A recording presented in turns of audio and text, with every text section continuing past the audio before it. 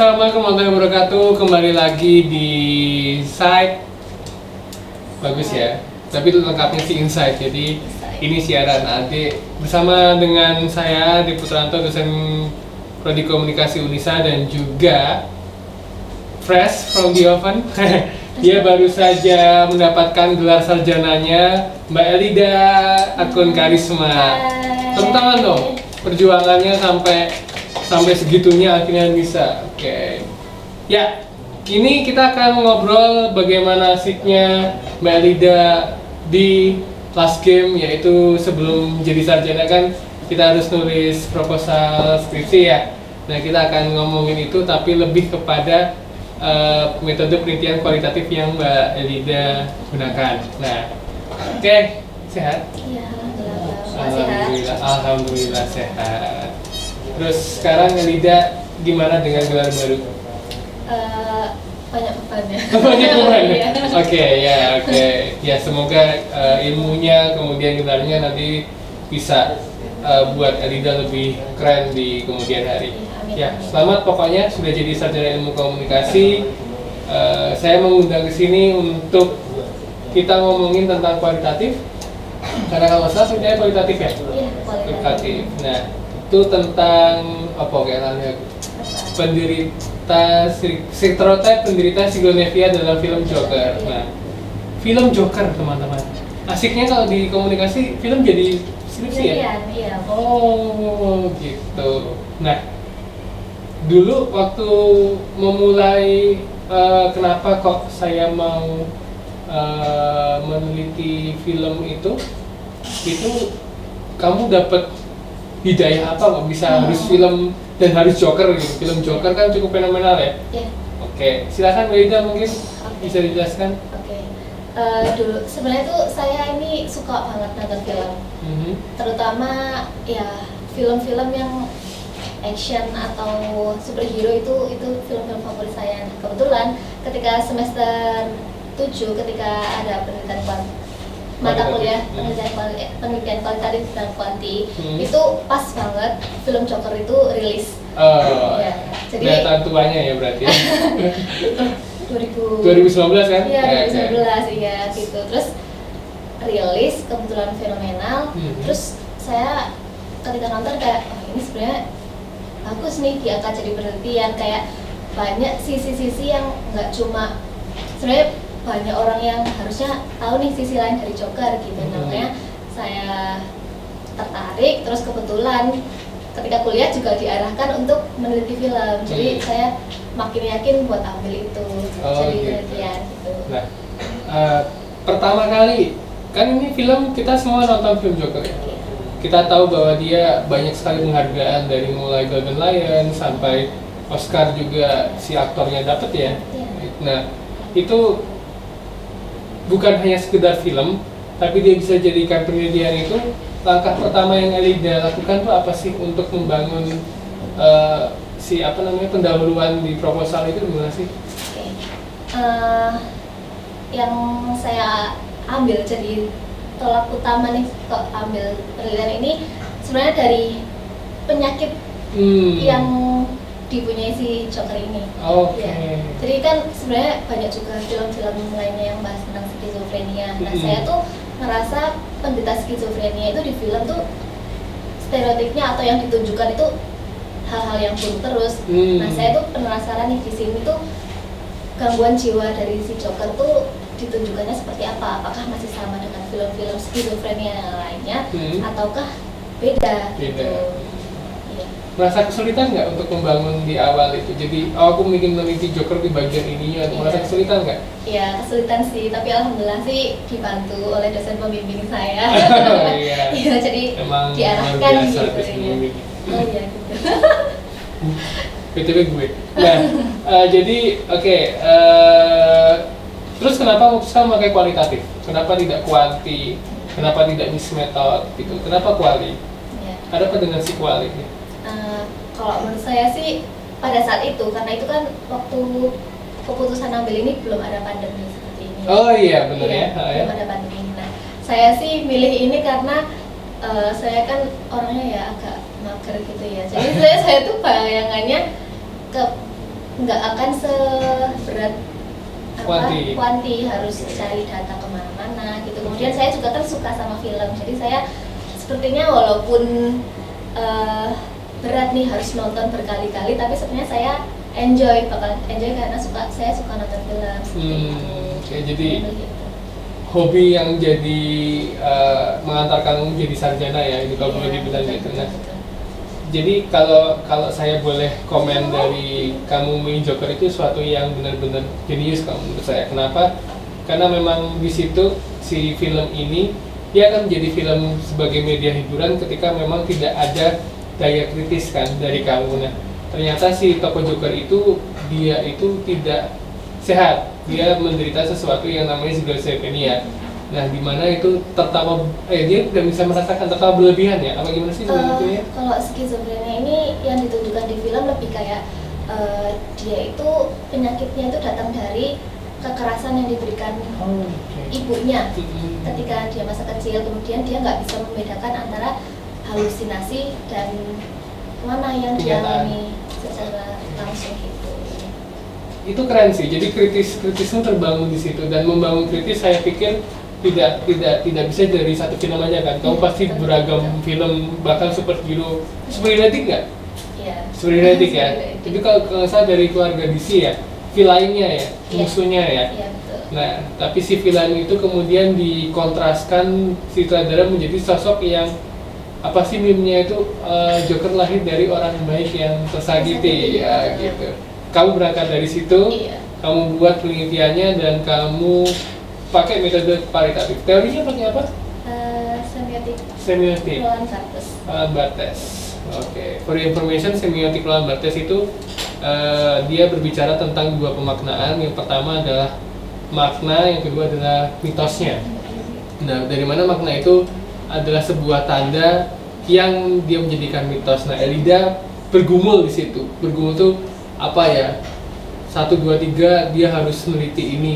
Berarti kamu nonton filmnya berapa kali kalau boleh dihitung tuh? Kayaknya mungkin ketika pengambilan data itu 2 hari itu full nonton. Full. Jadi berulang kali. Iya, repeat terus. Berulang kali. Kemudian kalau setelah 2 hari itu ya kayak sehari cuma 2 kali, sehari 3 kali. Tapi sebelumnya itu harus lebih dalam kan. Jadi sehari itu kayak pagi nonton, siangnya nonton lagi. Dan melakukan hal yang sama terus menerus seperti itu. Bosan nggak? Ada bosannya. Padahal kamu udah tahu ya, udah tahu part-part scene-nya gitu ya. Ceritanya udah tahu. Cuma kan kadang kita ada hal-hal yang miss ketika kita nonton sekali 2 kali itu kita belum menemukan. Jadi kita harus, kalau saya sih harus nonton berkali-kali biar kita bisa menemukan sesuatu yang sebenarnya belum kita jadi perhatian ketika itu ya. Dan itu harus berulang-ulang. Iya. Oh, makanya ketika kamu ngambil penelitian tentang film kualitatif dan langsung datang pandemi itu, jadi it's okay buat kamu. Okay. Kalau untuk proses, kalau di kualitatif kan kita kenal dengan triangulasi data, jadi ada observasi, wawancara, sama dokumen. Nah, kalau untuk dokumennya kamu juga baca komiknya nggak? Kalau komik kebetulan enggak ya? Saya nggak baca, cuma saya cari-cari artikel yang membahas tentang komik itu kayak apa ya? Masuk juga di hasil penelitian saya sedikit membahas tentang komiknya itu. Saya kebetulan nggak baca secara langsung, tapi saya mencari beberapa artikel dan berita yang membahas tentang komik itu ya. Kemudian komiknya banyak teman-teman. Jadi Joker itu sejak tahun 60-an itu sudah ada karakter tersebut dan cukup villain yang cukup kuat di dunia DC ya. Kemudian wawancara siapa aja pada waktu itu? Saya wawancara 3 narasumber ya. Narasumber. Ya. Tuh pemilihan latar belakangnya gimana tuh? Kalau dari 3 narasumber itu salah 2-nya itu karena saya kan nggak ahli di bidang psikolog. Jadi saya ambil dua narasumber yang paham tentang psikologi gitu. Jadi bisa mengisi part-part yang saya sangat tidak kuasai pada saat itu. Jadi saya banyak wawancara dengan psikolog, salah satunya psikolog yang sudah sangat ahli lah di bidang itu. Kemudian salah satu itu penikmat film Joker, dia mengikuti sekali dari komik-komiknya, kemudian film-filmnya itu juga saya wawancara. Jadi dia super fansnya ya? Iya, super edik fansnya dari itu. Nah, Kemudian setelah jadi nih merasa ini nggak sih bersyukur banget nggak sih ketika kamu ngambil penelitian ini gitu loh? Karena kan kalau saya pikir memang ini kritisnya luar biasa. Tadi saya bilang film itu akan menjadi sebuah film biasa ketika tidak ada dia kritis di dalamnya gitu lah. Kita nggak pernah bertanya-tanya kenapa kok si film sutradara perempuan itu selalu mengagungkan perempuan, sedangkan kalau sutradara laki-laki itu selalu menyudutkan perempuan sekarang. Nah, balik lagi ke Joker ini kan dia mengangkat sesuatu yang nggak semestinya film superhero pada umumnya gitu. Dia behind the scene-nya si Joker ya dari kecil ya. Kemudian bagaimana dia diterima lingkungan sosialnya dan sebagainya. Nah, itu yang kamu teliti kan. Nah, merasa bersyukur nggak sih untuk kamu meraih Esikom ini dengan cara hobimu ini? Bersyukur banget. Pertama, saya bekerja keras untuk skripsi, tapi saya senang karena itu hobi saya. Jadi nonton film terus atau ngulik tentang film saya senang gitu. Bersyukurnya di situ. Kemudian bersyukur lagi saya jadi sebenarnya kan mau nggak mau ada teman-teman atau saudara yang tanya emang gimana sih manfaatnya penelitian kamu. Jadi saya bisa sedikit menjelaskan gitu loh. Gimana sih sebenarnya caranya kita itu berperilaku sama orang-orang yang maaf memiliki gangguan jiwa seperti itu. Kita harus memanusiakan manusia. Jadi sedikit bersyukur bisa berbagi tentang itu sama orang-orang di sekeliling gitu. Kemungkinan besar itu tantangan yang paling hebat itu ketika film Joker baru rilis pada saat kamu teliti ya. Jadi yang film lama itu nggak relevan lagi ya. Itu jadi teman-teman kalau meneliti tentang film itu tadi Elida bilang bahwa dia harus menonton berkali-kali. Itu benar-benar mutlak dilakukan. Kenapa? Karena yang diteliti scene dan dialognya ya. Bahkan tiap mimik wajah di scene-nya juga bahkan tidak hanya mimik wajah tapi ada pengambilan kamera. Jadi dia long shot itu ada artinya, kemudian dari bawah dia artinya, kenapa dia menunjukkan bagian tubuh tertentu itu ada artinya dan Elida di situ. Nah, gitu. Gimana ya? Jadi bangga jadi sarjana komunikasi. Iya, sih alhamdulillah. Kalau ada nggak sih kita keluar dari skripsi itu, ada nggak sih memori pada saat Elida kuliah? Alhamdulillah dia tepat waktu ya teman-teman. Nah itu tentang sahabat-sahabat kan kalau nggak salah angkatan pertamanya komunikasi Unisa ya. Iya betul. Nah itu gimana sih perasaannya jadi angkatan pertama terus kemudian lulus juga pertama gitu kan? Empat besarnya yang lulus itu gimana sih? Ada memori yang kenangan yang paling gitu nggak? Sebenarnya kenangannya itu sama teman-teman karena kita angkatan pertama, kemudian jumlahnya juga belum begitu banyak, jadi kita tuh benar-benar kenal satu sama lain, akrab satu sama lain gitu loh. Jadi alhamdulillahnya sih bersyukurnya di situ. Kemudian jadi kita ngerasain gimana sih disebut lulusan pertama di salah satu universitas gitu loh. Itu juga sebenarnya berkesan juga sih buat saya gitu. Wisuda bulan apa? Desember insya Allah ya. Ya alhamdulillah di tengah pandemi kamu bisa berkarya, kamu bisa menghasilkan skripsi, itu yang pertama yang saya syukuri. Yang kedua adalah masih sering ketemu teman-teman sekarang. Iya. Jarang ya? Baru kali ya. Terus jadi lulusan angkatan pertamanya komunikasi Unisa. Terus ada nggak sih pesan kesan buat prodi komunikasi Unisa biar atau terutama buat angkatan-angkatan di kelasnya Elida di kemudian hari harus gimana gitu untuk utamanya tadi ya untuk meneliti skripsinya. Sebenarnya kalau untuk adik-adik tingkat sih untuk utamanya untuk adik tingkat sebenarnya tuh skripsi itu perang sama diri sendiri sih. Jadi yang bisa menentukan kita mau lulus tepat waktu atau enggak itu kita sendiri. Kalau kita mau lulus tepat waktu ya kita harus berjuang. Kalau misal males ya dilawan dulu, ada revisian meskipun itu sulit dan banyak, tapi gimana caranya?